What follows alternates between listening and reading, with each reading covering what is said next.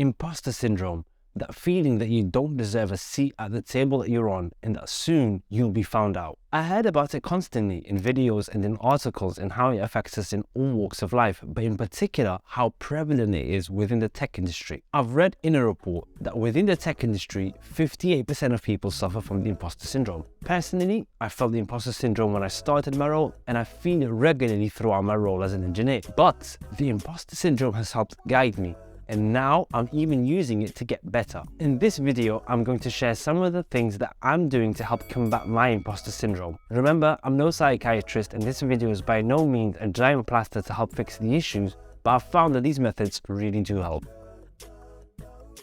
One of the things I do when I find myself in a new work or educational environment is to compare myself to my peers. And I'm always comparing myself to someone who's smarter than me or someone who has more experience than I have, because I want to be better at what I'm doing. And I end up comparing myself to someone who's been in the industry for 20 years whilst I've been there for a week.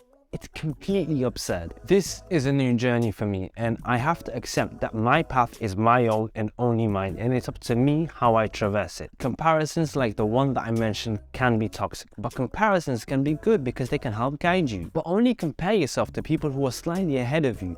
Don't punish yourself for being where you're supposed to be. As humans, we naturally get easily consumed by our negative thoughts. Identify your strengths and consciously acknowledge them. I suck, technically. I really do. I'm horrible compared to the other engineers in my team. But I think I have good interpersonal skills, I think I'm good at communicating, and I have other skills and strengths that can bring value to any team. Maybe write it down in a journal, or say it out loud, or do whatever it is you prefer to do. One of the best ways I've found to combat that voice in your head is by actively acknowledging your strengths. The imposter syndrome can help identify our weaknesses.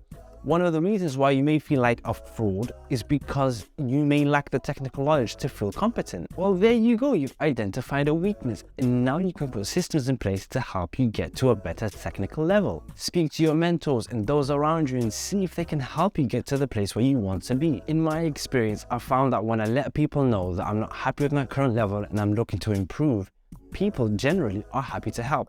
Where I show a willingness to learn, people usually reciprocate with a willingness to help.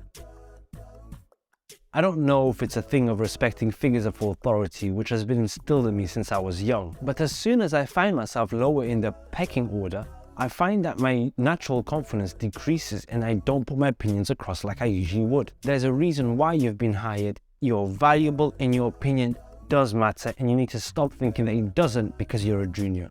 Well, I do anyway.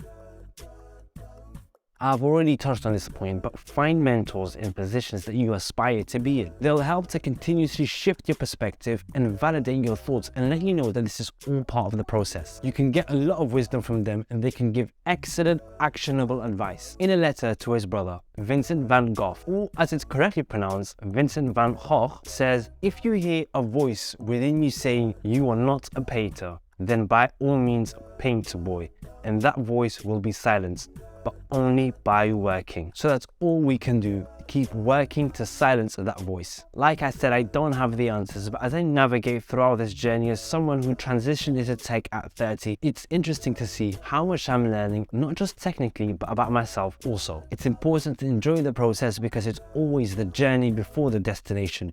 You're growing both as a person and in your career. I hope the video was helpful, and if you're new here, I'd love for you to be part of the community. Consider subscribing. If you'd like to hear more about my journey, consider watching this video.